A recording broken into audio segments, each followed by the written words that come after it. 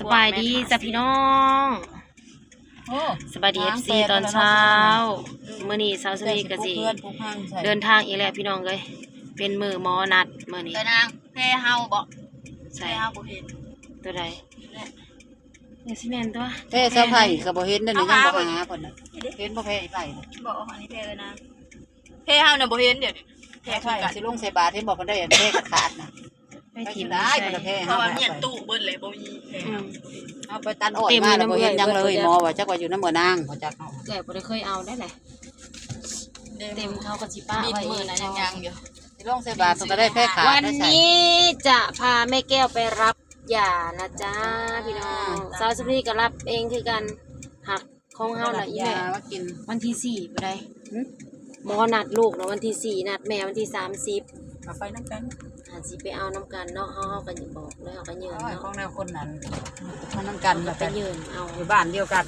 ไปดูได้ดันแถมมันเฮาบ่มีน้ำมันได้บ่มีโหลดพอมีน้ำมันก็อึดออกเลยบ่ยากดอกคันมานี่นะมันหนักยากน้ำโตบ่แล้วนะต่อยได้ช่วยกินซุปในมะม่วงไฟฟ้าอย่างไว้ตั้งกินไอ้บางติดเราก็บ่ติดจักเทื่อบ่มีคนมาติดให้ติดเยอะมึงบ่ได้ตัวนั้นคอยเด้อคอยอีแม่ครึ่งเด้อเพิ่นว่าสิว่าพาผู้ดีไปติอันนี้แม่อะใส่พุงโอ้ยขับรถก็ได้ลืมข้าวเนี่ยเบิ่งว่าแม่นแล้วหันติขับรถก็สิสิ่งอย่างเดียวสิ่งอย่างเดียวว่าได้แหกคุมนะยายเขามีฮอดมองสินั่นโตนโลดต่างบ่เฮ็ดแล้วดูทางเห็นนี่มันมีมองเด็กโตนอย่างเดียวนั่งก็บ่ได้อยู่ในเบาะในแบะเพียงดอกไม้หลุดสวยเพียนง่ายเลยหิวเขา7 โมง 8 โมงแล้วหมอนัดของหมอนัด9 โมงไปฮอดก็คือ9พอดีหมอเขาปกติหมอนัด9 โมง 10 โมงค่ะเพื่อคนที่รอหมอเพื่อเพิ่นน่ะก็10 โมงเฮาก็ไปอันนั้นอันนี้ไว้ก็พอดีมื้อนี้เป็นวันหมอนัด2-3 อาทิตย์2 อาทิตย์เนาะ2 อาทิตย์เพิ่นนัดไปกวดเลือดยาก็บ่ได้กินมาบ่ได้กินซะกวดเลือดแล้วก็บ่แม่นเนาะกินยาตอนใดแต่ยามมื้อเช้าก็ยังมื้อเช้าแล้วยาบ่ได้กินข้าวแล้วยาดีไทรอยด์เด้ต้องบ่กินข้าวบ่ต้องกินข้าวซะก่อนจะกินยาบ่อันนี้เราสิไปกวดเลือดโอ้ถ้าสิเลยบ่ได้กิน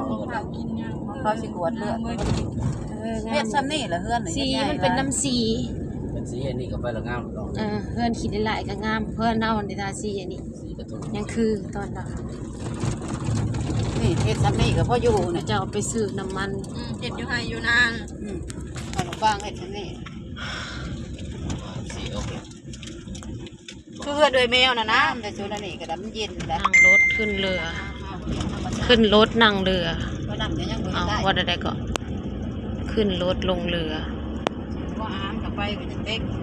ตอนนี้ก็จะกำเงินไปซื้อน้ำมันเติมน้ำมัน500,000ต่ำสุดนะพี่น้องเอยากได้น้ำมันดิเราได้อยู่บ้านเฮาบ่มีน้ำมันแล้วก็เลยสิมาเติมอยู่อันบันดาลก็ได้แต่ย่ำเศร้าได้ผูกโอ้โก้ยสิได้บ่เนาะแล้วนี่ไอ้จันแล้วบ่ได้เต็ม200ลิตรเขาคือขายให้เราวะเขาก็มีแต่เอาแต่นี่แล้วจัดเขาจะไปเอาใส่แต่เก่าเราไปเอาอยู่ปากซองใส่มันก็สิมีไรซ้ำพี่น้องแต่ละมื้อน่ะเราไปเอาอยู่ปากซองเขาเอาใส่อันมีห้านเดียวนั่นแหละในปากซองนะให้เราก็ได้เขาเอาใส่ทั้งใหญ่อย่างคักเลยเอาไปขายได้ชิดจำสอยขายได้ใส่พวกบริษัทพวกอันนั้นเขาก็ไปใส่นี่เอามาซื้อเอาไป100 ลิตรหมดเลยเนาะหมูได้สิได้ของแนวเที่ยวอยู่เบิดมื้อน้ำมันแพงจุกแน่แล้วไผก็ดีเขาเฮ็ดหยังแน่อยู่ละ5 น้ำแน่เขาเฮ็ดแล้วแล่นไปแล่นมาแล้วก็สิเติมหันเติมนี่ฮะเนี่ยนี่น่ะพัดลมนะเอานี่บ่อยากหิว1,100บ่มีดอกนี่บ่ว่าเขาจะเฮ็ดเพื่อนเลยเนาะมองดินมันบ่แม่นฮัตตาลิมองดินโดยอีพอคายนะเขาเฮ็ดเพื่อนงามๆเพื่อนโมเดิร์นงาม ขนาดกำเงินมาซื้อน้ำมันแล้วยังบ่ได้น้ำมันอยู่พี่น้องเอ้ย บ่เดินน้อย บัดที่เฮาเมื่อเขาก็ปิดแต่บัดนี้เขาขายแต่ซ้ำนั้น เราขายแต่ภาพเจ้า เฮาเมื่อเฮาก็บ่ได้ หา เด้ ค อน เลื่อนบ่มีคนงาน กำลังลงด่านพี่น้องเอ้ยลงด่านกินยาลงไป3 เม็ดเบ้าเทพไทยไข่นะเบิดคืนเสาไผ่ป้าลูกกับไข่อยู่เบิดคืนเอายาให้กิน3 เม็ดผงยาเนี่ยนะยาอีเดนน่านะบ่อยู่ยาอีเตยนะเฮ้อไข่คือเก่าห่อนอยู่เบิดคืน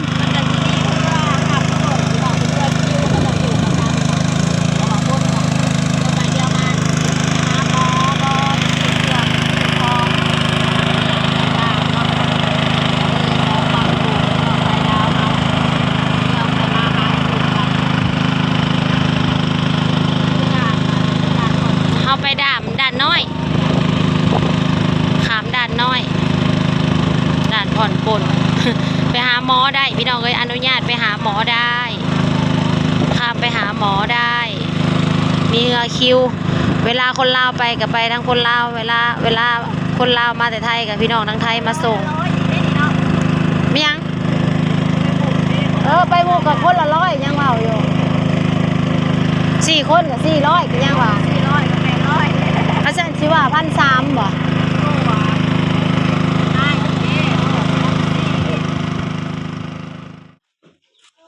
ฮ้อนคือเก่าบางเอ๊ะว่าเจ้าไล่แนวใดเราไล่มีแต่ชิปกล่องหนึ่งคืนมันไล่ได้จังบ่ฮอดที่เป็ดเราอ้าว ได้คือเจ้าก็ติดเบิ่งกันนับเบิ่งประมาณชิปเพิ่นก็กะเอาอีกแล้วอันนี้ก็ดิเขาเจ้าก็บ่ได้เอามาเบิดเธอจะเอามาเทื่อละหน่อยเดี๋ยวมันบ่ได้เบิดโลดเอามาก็จะไปเอามาหลายเลยซื้อเบิดเทื่อละก็คงคืนมันเจ้าก็บ่เป็นแล้วเอามาเท่าน้อยก็ได้มาฮอดแล้วพี่น้องแนวกินแนวย่ำไอ้หากินข้าวไปเอาเลยไม่ย่างสัตว์ตัวนั้นนะห้องกระเปื้อเอาไผ่เอาเขาท่านอะไรกินย่างไว้เนี่ยค่ะเจ้าบ่ขึ้นไหลบ่ถึกซะเจ้าไปไหลจะได้ขึ้นไหลบ่ถึกมันจักเม็ดจักเส้นแล้วปูได้2แถวบ่แฮงมาเทพมาลูกมาเข้ามาไว้เบิ่งกระปื้อได้ยังนี่มาลูกมาค่ายารวมทั้งหมดทั้งมวลนะคะแม่กับลูกก็หมดไป11,000เอามายังจะลงมือจะกระเวให้เฮาไม่ได้อาชีพปันกันปะเข้ามาเขาถ่ายหูพอเป็นไรที่ไฟนะหมอนัดอันนั้นนะแนวนัดกระถ่ายให้ได้ถ่ายได้มือนั่นพอแหละวันหมอนัดฮะกินอยู่ว่าอะไรขนมน่ะบ่เผากินกะหุ่มสิพาไปหาหมอกวดเลือดพอแหละกินแต่เข่าไปหาหมอมึงบ่ต้องเว้ายากนะเก็บไว้ให้มันว่ามันกินได้